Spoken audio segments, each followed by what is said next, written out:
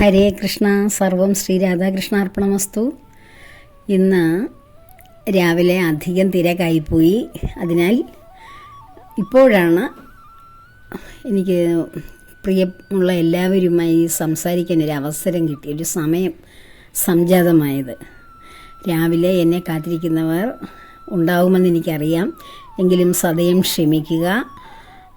ഇന്ന് സംസാരിക്കാൻ ആഗ്രഹിക്കുന്നൊരു വിഷയം ഭഗവാനായിട്ട് കൊണ്ടു തന്ന വിഷയമാണ്. ഭഗവാന്റെ പ്രിയപ്പെട്ട ഒരു ഭക്ത, നമ്മുടെ വ്യൂവേഴ്സിലുള്ള വളരെ പ്രിയപ്പെട്ട ഒരു ഭക്ത എന്നോട് ചോദിച്ച ഒരു ചോദ്യത്തിൻ്റെ ഒരു വിശദീകരണമാണ് ഞാൻ സംസാരിക്കാൻ ആഗ്രഹിക്കുന്നത്.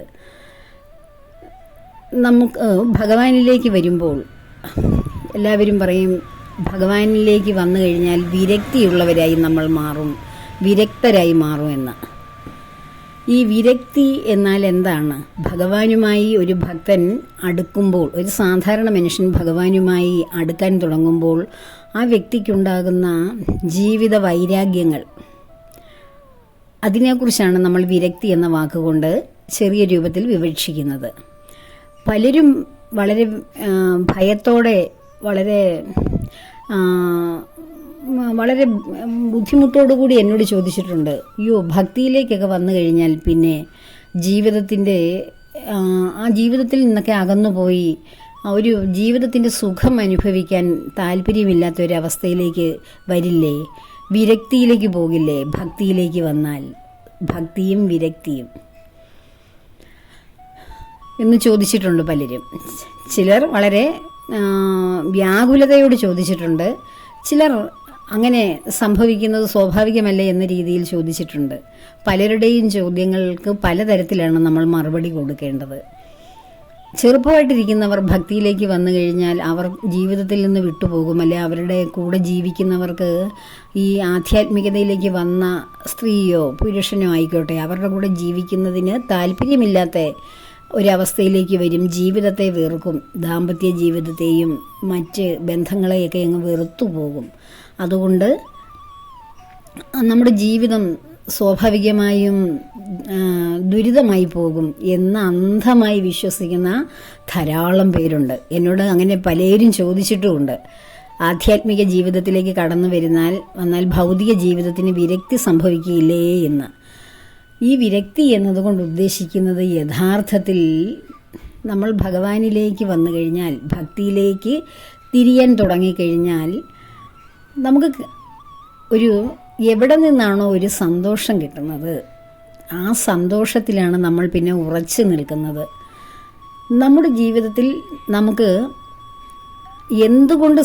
ഏതൊക്കെ കാര്യങ്ങൾ കൊണ്ട് നമുക്ക് സന്തോഷം കിട്ടുന്നില്ല, അല്ലെങ്കിൽ എന്തിലൊക്കെ നമ്മൾ എന്തായിട്ടിരിക്കുന്നോ, നമ്മൾ ഭൗതിക ജീവിതത്തിൽ മുഴുകിയിരിക്കുന്ന ഈ അവസ്ഥയിൽ നമ്മൾ ആരായിരുന്നാലും എന്തായിരുന്നാലും എന്തെല്ലാം ഭൗതിക ഭോഗങ്ങൾ അനുഭവിച്ചാലും അതിലൊക്കെ ഒരു തൃപ്തി വരാതെ, അതുകൊണ്ടൊന്നും എന്നെ സന്തോഷിപ്പിക്കാൻ കഴിയുന്നില്ല എന്നൊരവസ്ഥയിലേക്ക് വരാറുണ്ട് ക്രമേണ.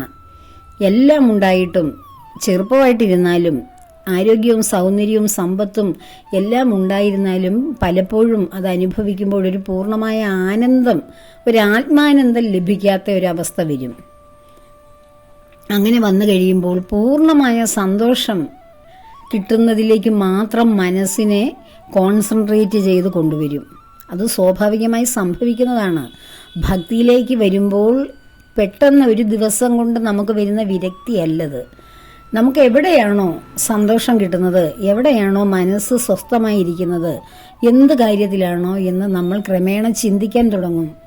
അപ്പോൾ നാം ഈ അനുഭവിച്ചുകൊണ്ടിരുന്ന, നാം നേടിയെടുത്തുകൊണ്ടിരുന്ന പലതിലും നമുക്ക് പൂർണ്ണമായ ഒരു സന്തോഷമോ തൃപ്തിയോ കിട്ടുന്നില്ല. നമ്മളതൊക്കെ ഒരു ഡ്യൂട്ടി ചെയ്യുന്നത് പോലെ ചെയ്യുക മാത്രമാണ്. അവിടെ എങ്ങും ഒരു പൂർണ്ണ സന്തോഷം, നമുക്ക് മനസ്സിനെ ഒന്ന് ഉത്തേജിപ്പിക്കുന്ന ഒരു സന്തോഷം കിട്ടുന്നില്ല എന്ന അവസ്ഥയിലേക്ക് ആരെങ്കിലും വരുന്നുണ്ടെങ്കിൽ അവരാണ് ശരിക്കും ആ ഭഗവാന്റെ സന്തോഷത്തിലേക്ക് വരികയും ഭഗവാനിൽ നിന്നാണ് എനിക്ക് സന്തോഷം കിട്ടുന്നതെന്നും മറ്റുള്ളതൊക്കെ കേവലമായ സന്തോഷവും സമാധാനവും മാത്രമാണെന്ന് ഉള്ള തിരിച്ചറിവിലേക്ക് എത്തുന്നത്. അങ്ങനെ വന്നു കഴിയുമ്പോൾ നമുക്ക് ഈ പുറമേ കാണുന്ന ഒന്നിനോടും വലിയ ആകർഷണം തോന്നില്ല. കാരണം ഇതിലെങ്ങും പൂർണ്ണമായ ഒരു സന്തോഷം കിട്ടുന്നില്ല. അതൊരു സ്ഥായിയായ സുഖമോ സന്തോഷമോ അല്ല, അല്പസമയത്തേക്ക് മാത്രമുള്ള സന്തോഷമാണെന്നും അതിനു പകരമായി വലിയ ദുഃഖങ്ങൾ അല്ലെങ്കിൽ വലിയ അസമാധാനങ്ങൾ ഉണ്ടാകുമെന്നും ഉള്ള ഒരു ബോധത്തിലേക്ക് ക്രമേണ വന്നുകൊണ്ടിരിക്കുമ്പോൾ ഈ നമ്മൾ എന്താണോ ആയിരിക്കുന്ന ആ അവസ്ഥയിൽ നിന്ന് നമുക്കൊരു സുഖമോ സന്തോഷമോ കിട്ടാത്ത സാഹചര്യത്തിൽ നാം വീണ്ടും മനസ്സുകൊണ്ട് അന്വേഷിക്കും, എവിടെയാണ് സമാധാനം, അല്ലെങ്കിൽ എവിടെയാണ് സ്വസ്ഥത, സന്തോഷം എന്ന്. അങ്ങനെ വരുമ്പോഴാണ് ക്രമേണ നമ്മൾ വിരക്തി എന്ന പദത്തിലേക്ക് പോകുന്നത്. എന്ന് വെച്ചാൽ ആസക്തിയിൽ നിന്ന് നമ്മൾ ക്രമേണ വിരക്തിയിലേക്ക് പോവുകയാണ്. നമ്മൾ എന്തെല്ലാം ആഹാരത്തിനോട് ആസക്തി, വ്യക്തികളോട് ആസക്തി, ബന്ധങ്ങളോട് ആസക്തി, പദവികളോട്, പണത്തിനോട്, വസ്ത്രങ്ങളോട്, ആഭരണങ്ങളോട് എന്ന് വേണ്ട സർവ്വതിനോടും മനുഷ്യന് ആസക്തിയല്ലേ. ആ ആസക്തിയിൽ നിന്നും ക്രമേണ വിരക്തിയിലേക്ക് പോകുന്ന ഒരവസ്ഥ ഉണ്ടാകുന്നത് ഈ ആസക്തികളുടെ പിന്നാലെ പോയാൽ നമുക്ക് ശരീര ദോഷവും ശരീരത്തിനുള്ള ആ ഒരു ദുഃഖവും മനസ്സിൻ്റെ വിഷമവും അങ്ങനെയൊക്കെയുള്ള ജീവിതത്തിൻ്റെ പ്രശ്നങ്ങളെ ഉണ്ടാവുകയുള്ളൂ എന്ന് നാം തിരിച്ചറിയുമ്പോൾ നമുക്ക് ക്രമേണ അതിൽ നിന്നൊക്കെ നമുക്ക് വിടാൻ തോന്നും.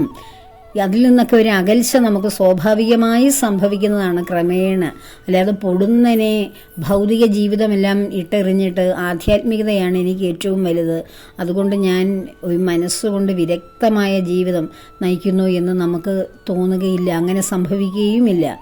നമ്മൾ ഈ ഭൂമിയിൽ ജീവിക്കുമ്പോൾ, അതായത് ഭൗതികതയിൽ ജീവിക്കുമ്പോൾ, ഭൂമിയിൽ ജീവിക്കുമ്പോൾ എന്ന് പറയാൻ പാടില്ല. കാരണം ഭൂമിയിൽ ജീവിക്കുന്ന ആധ്യാത്മിക ജ്ഞാനത്തിലേക്ക് സത്യാന്വേഷികളായിട്ടുള്ള മനുഷ്യരെയും ഉണ്ട്.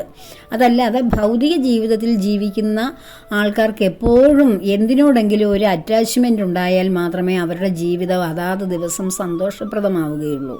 ഈ അറ്റാച്ച്മെൻറ്റ് വിട്ടുകഴിഞ്ഞാൽ നമ്മൾ വിരക്തിയിലേക്ക് പോയാൽ ഏകാന്തമായ അല്ലെങ്കിൽ ഒരു ഡിപ്രഷൻ പോലെയുള്ളൊരവസ്ഥയിലേക്ക് പോകില്ലേ എന്ന് പലരും വിഷമിക്കും, പലരും ചിന്തിക്കും. കാരണം ഇവിടെ നിന്ന് വിട്ടു അവിടെയോട്ട് എത്തിയുമില്ല, അങ്ങനെ ഒരു അവസ്ഥയിൽ. പക്ഷെ അങ്ങനെ ഒരവസ്ഥ ഒരല്പനാളത്തേക്ക് മാത്രമേ ഉള്ളൂ. കാരണം നമ്മളത് വിട്ടിടത്ത് നിന്ന് അടുത്ത സ്റ്റെപ്പ് മുറുകെ ചവിട്ടുന്ന വരെയുള്ള ഒരു വ്യത്യാസം മാത്രമേ ഉള്ളൂ. ആ ഒരു സമയദൈർഘ്യം അല്ലെങ്കിൽ ആ സമയത്തിൻ്റെ ആ ഒരു പരിമിതി, അതിനുള്ളിൽ തന്നെ നമ്മൾ അടുത്ത കമ്പിൽ പിടിച്ച് കഴിയും. നമ്മൾ ഒരിടത്ത് നിന്ന് വിട്ടാൽ പിന്നെ നമ്മൾ അടുത്ത ഒരു കമ്പിലേക്ക് ചാടി പിടിക്കുകയല്ലേ രക്ഷയ്ക്ക് വേണ്ടിയിട്ട് ചെയ്യുന്നത്. അല്ല നമ്മൾ എവിടെയും പിടുത്തമില്ലാതെ ഉരുണ്ട് താഴേക്ക് അഗാധമായ ഗർത്തത്തിലേക്ക് ചെന്ന് പതിക്കുകയില്ല. ആ പതിക്കാനുള്ള അവസരം വരുന്നതിന് മുമ്പ് നമ്മൾ അടുത്ത സ്റ്റെപ്പിലേക്ക് പിടിച്ചിരിക്കും. ആ ഒരു ചെറിയ മൊമെൻറ്റ് മാത്രമേ ഉള്ളൂ നമുക്കൊരു ഏകാന്തമായിട്ടുള്ള ഒരു അവസ്ഥ പോലെ, അല്ലെങ്കിൽ എവിടെയും മനസ്സുറയ്ക്കാത്ത ഒരവസ്ഥ പോലെ തോന്നുന്നത്. ബാക്കി സമയം നമ്മൾ ഒരിടത്തുനിന്ന് വിട്ടാൽ മറ്റിടത്തേക്ക് നമ്മൾ പിടുത്തം മുറുക്കി കഴിഞ്ഞാൽ നമുക്ക് പിന്നീട് വിഷമിക്കേണ്ടി വരികയില്ല, ഏകാന്തത അനുഭവിക്കാനെന്ന് തോന്നുകയില്ല. ഏകാന്തത്തിലിരിക്കാനേ നമുക്ക് സന്തോഷം തോന്നുകയുള്ളൂ. മറ്റാരുടെയും ഡിസ്റ്റർബൻസ്, നമുക്ക് മറ്റു ഉത്തരവാദിത്തങ്ങൾ, മറ്റു ജോലികൾ, മറ്റുള്ളവരുടെ സ്വാധീനം, മറ്റ് ഒരുപാട് സാമൂഹിക ബന്ധങ്ങൾ, ഇവയിൽ നിന്നൊക്കെ നമ്മൾ ക്രമേണ നമ്മൾ വലിയുന്നത് എന്തുകൊണ്ടാണ്? നമുക്ക് വിരക്തിയൊന്നും വന്നിട്ടല്ല, നമുക്ക് ആരെയും വേണ്ടാഞ്ഞിട്ടൊന്നുമല്ല. ഇതിൽ നിന്നൊക്കെ നമുക്ക് സന്തോഷം കിട്ടില്ലെന്ന് നമുക്ക് സമാധാനം ക്രമേണ മനസ്സിലായി കഴിയുമ്പോൾ നമുക്ക് ഈ ഏകാന്തത്തിലിരിക്കുമ്പോൾ നമുക്ക് ധാരാളം കാര്യങ്ങൾ ചെയ്യാനുണ്ടാവും. പല ഗ്രന്ഥങ്ങൾ പാരായണം ചെയ്യാം, സത്സംഗങ്ങൾ കേൾക്കാം, അതിൽ പങ്കെടുക്കാം, പുതിയ ഗ്രന്ഥങ്ങളുടെ പഠനത്തിലേർപ്പെടാം, ഈശ്വരനെ ഭഗവാനെക്കുറിച്ചുള്ള പുതിയ കാര്യങ്ങളെല്ലാം നമുക്ക് മനസ്സിലാക്കാൻ ധാരാളം സമയം വേണ്ടതായിട്ട് വരും. അപ്പോൾ നമുക്ക് മനസ്സിലാകും നമ്മൾ ഏകാന്തത്തിലിരിക്കുന്നതാണ്, ആരുടെയും ശല്യം ഇല്ലാതെ ഒരു ബുദ്ധിമുട്ടും ഇല്ലാതിരിക്കുന്നതാണ് ഏറ്റവും നല്ലതെന്ന് നമുക്ക് തോന്നും. ഈ നമ്മൾ ഇങ്ങനെ കുടുംബജീവിതത്തിൽ മുഴുകി ജീവിക്കുമ്പോൾ അതിൻ്റെ ജോലികളും അതിനിടയിൽ മനസ്സുകൊണ്ട് അലട്ടലുണ്ടാവും. എനിക്ക് ഭഗവാനെക്കുറിച്ച് അറിയാൻ സമയം ഇല്ലല്ലോ എന്നുള്ള ആ ഒരു വ്യാകുലതയും അതിലേക്ക് ഇറങ്ങിത്തിരിക്കുന്നവർക്ക് ഉണ്ടാകും. അങ്ങനെ ഒരു വ്യാകുലത ഉണ്ടാകുമ്പോൾ തന്നെ അത് ക്രമേണ ആ വ്യാകുലത മാറി സ്ഥായിയായ ഒരു സമാധാനത്തിൻ്റെ ഒരു അവസ്ഥ ആ ഗ്രഹത്തിൽ ഉണ്ടാകും. നമ്മൾ ആഗ്രഹിച്ചാൽ മതി. ആ ആഗ്രഹമാണ് ഭഗവാനിലേക്ക് എത്തിക്കുവാനുള്ള വഴി. അല്ലാതെ ഒരു വ്യക്തി ഓടി വന്ന് നമ്മളുടെ കയ്യിൽ പിടിച്ചിട്ട് ഇന്നു മുതൽ ആധ്യാത്മിക ജ്ഞാനത്തിലേക്ക് ഇറങ്ങിത്തിരിക്കൂ എന്നൊന്നും പറയേണ്ട കാര്യമില്ല. നമ്മൾ കേൾക്കുന്ന സത്സംഗങ്ങൾ, നല്ല പ്രഭാഷണങ്ങൾ, ഭഗവാനെക്കുറിച്ച് അറിയുവാനുള്ള ആ ജിജ്ഞാസയോടെ അത് കേട്ട് കഴിഞ്ഞാൽ നമുക്ക് എവിടെയെങ്കിലും ഒരു സ്പോട്ട്, ഒരു ഒരു ഒരു ഒരു സ്ഫുലിംഗം നമ്മുടെ ഹൃദയത്തിൽ തട്ടും. അതിലൂടെയാണ് നമ്മൾ പിടിച്ച് മുകളിലേക്ക് കയറുന്നത്. മുമ്പൊരിക്കൽ ഞാൻ പറഞ്ഞിട്ടുണ്ട്, സ്വാമി ഉദിത് ചൈതന്യയുടെ ഒരു സപ്താഹം ഞാൻ കേൾക്കാൻ പോവുകയുണ്ടായി. അതിനു മുമ്പ് തന്നെ വളരെ ചെറുപ്പത്തിൽ തന്നെ എനിക്ക് ആധ്യാത്മികമായിട്ടുള്ള ആ ഒരു അറിവിലേക്ക് തന്നെ ഉള്ളൊരു പ്രയാണമായിരുന്നു എൻ്റെ ജീവിതം. അപ്പോൾ എങ്കിലും എല്ലാറ്റിലും മുറുകെ പിടിക്കുന്ന ചെറിയ ജീവിതമാണെങ്കിലും അതിലും മക്കളുടെ പഠിത്തം അങ്ങനെയൊക്കെയുള്ള കാര്യങ്ങളെ വളരെ ഉത്കണ്ഠയോടുകൂടി കണ്ടിരുന്ന ഒരു വ്യക്തിയായിരുന്നു ഞാൻ. ആധ്യാത്മിക ജ്ഞാനം ഉണ്ടായിരുന്നിട്ട് കൂടി എന്നിൽ നിന്ന് പിന്നെയും എന്തൊക്കെയോ വിട്ടുപോകാൻ ചില കാര്യങ്ങളുണ്ടായിരുന്നു. പിന്നെയും പറ്റിപ്പിടിച്ചിരിക്കുന്ന ചില സംഭവങ്ങളുണ്ടായിരുന്നു, പിടിവിടാതിരിക്കുന്നത്. അപ്പോൾ അദ്ദേഹത്തിൻ്റെ പ്രഭാഷണം ഒരു ദിവസം കേൾക്കാൻ പോയ ഞാൻ 6-7 ദിവസങ്ങൾ ഞാൻ ലീവ് എടുത്ത് പോയി കേൾക്കാൻ എനിക്ക് സാഹചര്യമുണ്ടായി. അങ്ങനെ കേട്ടുകൊണ്ടിരുന്നപ്പോൾ അതിലെ അവസാന ദിവസം പലരും അദ്ദേഹത്തിനോട് ചോദിച്ചു. മക്കളുടെ വിവാഹം നടക്കാത്ത കാര്യം, അവരുടെ ജോലി കിട്ടാത്ത കാര്യം, അങ്ങനെ നമ്മുടെ കുടുംബത്തിലുള്ള മറ്റുള്ളവർക്ക് ഉണ്ടാകുന്ന അമ്മമാരാണ് കൂടുതലും ചോദിച്ചത്. അമ്മമാരുടെ മനസ്സ് എപ്പോഴും മറ്റുള്ളവരുമായിട്ടും കുടുംബമായിട്ട് ബന്ധപ്പെട്ട് വിഷമിക്കുന്ന മനസ്സല്ലേ. അപ്പോൾ അതിന് മറുപടി പറയുമ്പോൾ അദ്ദേഹം പറഞ്ഞ ഏതോ ഒരു കാര്യം എനിക്ക് എൻ്റെ മനസ്സിൽ വളരെ പെട്ടെന്ന് തട്ടിയത്, ഞാൻ പെട്ടെന്നത് പിടിച്ചെടുത്തു. അപ്പോൾ അദ്ദേഹം എന്തായിരുന്നു വിശദീകരിച്ചതെന്ന് എനിക്ക് കൃത്യമായിട്ട് ഓർമ്മയില്ല. പക്ഷേ ഓരോ വ്യക്തികൾക്കും വേണ്ടി അവനവൻ മറ്റുള്ളവർക്ക്, കുടുംബത്തിലെ മറ്റുള്ളവർക്ക് വേണ്ടി, മക്കൾക്കായാലും ഭാര്യയ്ക്കായാലും ഭർത്താവിനായാലും അച്ഛന് വേണ്ടിയായാലും ആർക്കു വേണ്ടി, അമ്മയ്ക്കോ ആർക്കു വേണ്ടിയും നമ്മൾ വിഷമിക്കേണ്ട കാര്യമില്ല. കാരണം ഓരോരുത്തരും അവനവൻ്റെ കർമ്മഫലമാണ് ജീവിച്ചു തീരുന്നത്. നമ്മൾ വിഷമിക്കുകയോ അല്ലെങ്കിൽ നമ്മൾ സന്തോഷിക്കുകയോ ചെയ്തെന്നും പറഞ്ഞ് അവരുടെ കർമ്മഫലം മാറുകയില്ല. ഓരോരുത്തരും അവനവൻ്റെ കർമ്മഫലമാണ് അനുഭവിക്കുന്നത്. പിന്നെ നമ്മുടെ വയറ്റിൽ നമ്മൾ അവരുടെ മാതാപിതാക്കളായി കുഞ്ഞുങ്ങളുടേത് മാറിക്കഴിയുമ്പോൾ നമ്മളുടെ ഡ്യൂട്ടിയാണ് അവർക്ക് വേണ്ടുന്ന കാര്യങ്ങൾ സാധിച്ചു കൊടുക്കുകയും അവർക്ക് വേണ്ടി നല്ലതുണ്ടാകാൻ വേണ്ടി ഭഗവാനോട് പ്രാർത്ഥിക്കുകയൊക്കെ ചെയ്യുകയും അവരുടെ നന്മയ്ക്ക് വേണ്ടി നമ്മൾ എന്തെങ്കിലുമൊക്കെ ഈശ്വരീയമായ കർമ്മങ്ങൾ അനുഷ്ഠിക്കുകയും ഒക്കെ ചെയ്യുന്നത്. അതിൽ അപ്പുറം നമ്മൾ മനോവ്യഥകളിൽ ഏർപ്പെട്ടാൽ നമ്മുടെ ജീവിതം മറ്റുള്ളവരെ ചൊല്ലി ഇങ്ങനെ വേവലാതിപ്പെട്ട് ഇങ്ങനെ തീരത്തേ ഉള്ളെന്നുള്ള ഒരു സൂചന പോലെയുള്ള വാക്കുകളാണ് അദ്ദേഹത്തിൽ നിന്നുണ്ടായത്. പക്ഷേ എനിക്ക് ആ ഒരു സ്പോട്ടിൽ എനിക്ക് പെട്ടെന്ന് എൻ്റെ മനസ്സിൽ അത് കയറി മുറുക്കിയതിന് ശേഷം എൻ്റെ മനസ്സിൽ എൻ്റെ മക്കളുടെ പഠിത്തത്തെക്കുറിച്ചുണ്ടായിരുന്ന ആ ടെൻഷനുകളും വ്യാകുലതകളുമൊക്കെ അങ്ങനെ അകന്നകന്നു പോയി അദ്ദേഹം പറഞ്ഞ ആ മറുപടി കേട്ടപ്പോൾ. അപ്പോൾ ഞാൻ നന്നായിട്ട് എൻ്റെ ഡ്യൂട്ടി ചെയ്യുന്നുണ്ട്, അമ്മ എന്ന ഡ്യൂട്ടി ചെയ്യുന്നുണ്ട്, നന്നായിട്ട് മക്കളെ പഠിപ്പിക്കുന്നുണ്ട്, അവർക്ക് വേണ്ട കാര്യങ്ങളെല്ലാം ചെയ്യുന്നുണ്ട്. അപ്പോൾ അവരോട് അത് ചെയ്യുവാനുള്ള അവർക്ക് പ്രോത്സാഹനം കൊടുത്ത് അത് ഒരു വിദ്യാഭ്യാസത്തിൻ്റെ പ്രാധാന്യത്തെക്കുറിച്ച് പറഞ്ഞ് മനസ്സിലാക്കി ആ ഒരു വഴിക്ക് അവരെ വിടുക എന്നുള്ള ഡ്യൂട്ടിയാണ് എനിക്ക്. അവരത് ചെയ്യുന്നില്ല, അല്ലെങ്കിൽ ചെയ്യുന്നത് വളരെ നന്നായിരിക്കുന്നു എന്നൊക്കെ പറഞ്ഞ് സന്തോഷിക്കുകയും വേണ്ട, ദുഃഖിക്കുകയും ചെയ്യേണ്ട കാര്യമില്ല. അവരവരുടെ കർമ്മമനുസരിച്ച്, അല്ലെങ്കിൽ അവർ ജന്മാന്തരങ്ങളായി ചെയ്ത കർമ്മത്തിൻ്റെ ഫലമനുസരിച്ച് അവരോരോരുത്തരും അവനവൻ്റെ ഗതി അനുസരിച്ച്, കർമ്മമാർഗമനുസരിച്ച് മുന്നേറുക തന്നെ ചെയ്യും. അതിനെ ചൊല്ലി നാം വിഷമിക്കേണ്ട കാര്യമില്ല എന്ന് അദ്ദേഹം പറഞ്ഞത് ഞാൻ വീണ്ടും ആവർത്തിക്കുകയാണ്. അപ്പോഴാണ് എനിക്ക് മനസ്സിലായത് എൻ്റെ ഉള്ളിൽ പറ്റിപ്പിടിച്ചിരുന്ന ചെറിയ ചെറിയ ചില ശൽക്കങ്ങൾ എന്തായിരുന്നു, അതും അവിടെ ഭഗവാൻ കഴുകിക്കളയുകയാണ് ചെയ്തത്. അതൊക്കെയാണ് നമ്മളുടെ ആ വിരക്തിയുടെ ഒരു ഭാഗമാണ്. അതൊക്കെ എന്താണോ മനസ്സിൽ ഒട്ടിപ്പിടിച്ചിരുന്നത് അതിനെ ക്രമേണ കഴുകിക്കളയുക, ചുരണ്ടിക്കളയുക. അത് വീണ്ടും അവിടെ ഒട്ടാതിരിക്കുക. അങ്ങനെ ഒന്നിലും ഒട്ടാതെ വരുന്ന ഒരവസ്ഥയാണ് ശരിക്കും വിരക്തി എന്ന് പറയുന്നത്. മനസ്സൊന്നിലും ഒട്ടിപ്പിടിക്കാതിരിക്കുക. ഇത് എനിക്ക് സ്വന്തമാക്കണമെന്ന് ആഗ്രഹിക്കാതിരിക്കുക, അനുഭവിക്കണമെന്ന് ആഗ്രഹിക്കാതെ, അങ്ങനെ ഒരു ആഗ്രഹിക്കാതിരിക്കുക എന്നല്ല, ആഗ്രഹം വരാതെ ഇരിക്കുന്ന ഒരവസ്ഥയുണ്ട്. നമ്മൾ ബലമായിട്ട് എനിക്കിത് വേണ്ട, ഞാൻ ഈശ്വര കാര്യങ്ങളിലേക്ക് തിരിഞ്ഞത് കാരണം ഇന്നത് എനിക്ക് വേണ്ട, ഞാൻ ഇനി അത് സാധിക്കില്ല, അങ്ങനെ നമ്മൾ നിർബന്ധം പിടിച്ച് സ്വയം നമ്മൾ ഉപേക്ഷിക്കുകയല്ല സത്യത്തിൽ വരുന്നത്. നമ്മളിൽ നിന്നിതെല്ലാം ഒരു ഗ്രാജുവൽ പ്രോസസ്സ് പോലെ ഓരോന്നോരോന്നായിട്ട് ക്രമേണ വിട്ടുപോകും. നമുക്ക് ഒന്നിനോടും വലിയ ആസക്തി തോന്നുകയില്ല, ഒന്നിനോടും വലിയ കമ്പം തോന്നുകയില്ല. അനാവശ്യമായ സംസാരങ്ങളോടും ആവശ്യമില്ലാത്ത അധിക ബന്ധങ്ങളോടും സൗഹൃദങ്ങളോടും ഇതൊന്നും ഇല്ലെങ്കിലും നമുക്ക് ജീവിക്കാമെന്നുള്ള ശരിക്കുമുള്ള സത്യം മനസ്സിലാവും. ഇപ്പോൾ ഒരു കുട്ടി എക്സാമിന് ഫുൾ മാർക്ക് മേടിച്ചു, അല്ലെങ്കിൽ അതിൻ്റെ റിസൾട്ട് വന്നു.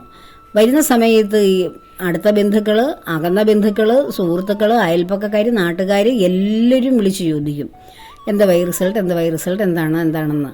പക്ഷേ ഇവരാരും ചോദിച്ചാലും ചോദിച്ചില്ലെങ്കിലും ആ കുട്ടി അങ്ങ് അതിൻ്റെ ജീവിതം മുന്നോട്ട് പോവുകയല്ലേ ചെയ്യുന്നത്. അതിന് കിട്ടിയ മാർക്ക് കുറയുവോ കൂടുവോ വല്ലതും ചെയ്യുമോ? അപ്പോൾ മറ്റുള്ളവരുടെ ഒരു ജിജ്ഞാസ മാത്രമാണ് റിസൾട്ട് എടുക്കുമ്പോൾ കുട്ടികളോട് ഉള്ള ആ ചോദ്യം, റിസൾട്ട് വരുമ്പോഴുള്ള എന്ന് പറഞ്ഞതുപോലെ നമുക്ക് മറ്റുള്ളതിനോടുള്ള ജിജ്ഞാസ കൊണ്ടാണ് നമ്മൾ ഓരോന്നിലും ചെന്ന് പെടുന്നത്.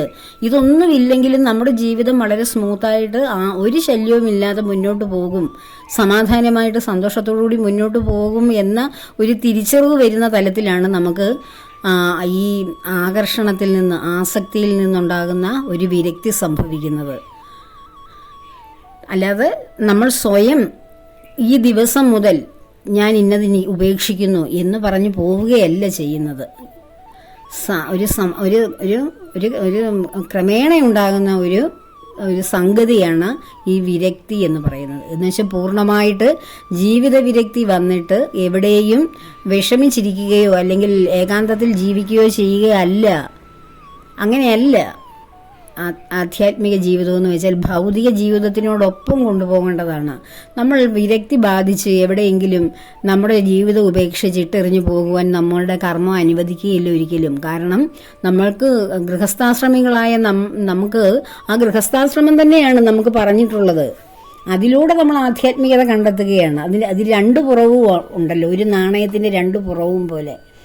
അല്ലെങ്കിൽ നമ്മൾ ആധ്യാത്മിക ജീവിതം തന്നെയായിരുന്നു, അല്ലെ സന്യാസ ജീവിതം തന്നെയാണ് നമ്മുടെ യോഗമെങ്കിൽ നമ്മൾ ചെറുപ്പത്തിൽ തന്നെ അതിന് പോയിരുന്നേനെ, ആ കർമ്മത്തിലേക്ക് തന്നെ നമ്മൾ തിരിഞ്ഞേനെ.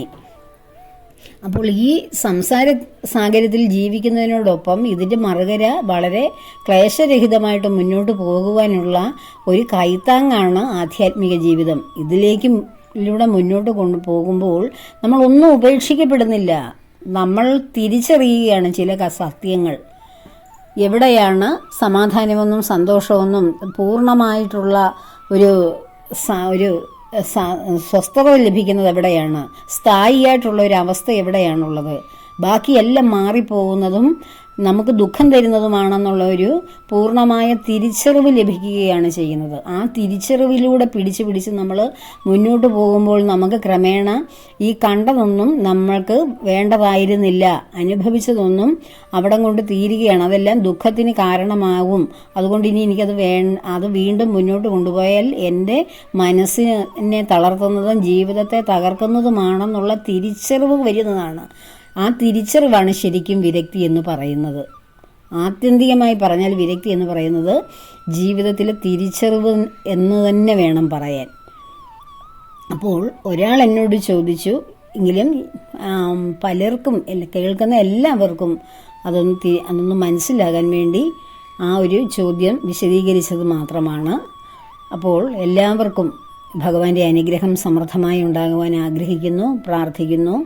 സർവവും ഭഗവാന്റെ പത്മപാദങ്ങളിൽ സമർപ്പിക്കുന്നു. ലോകാ സമസ്ത സുഖിനോ ഭവന്തു.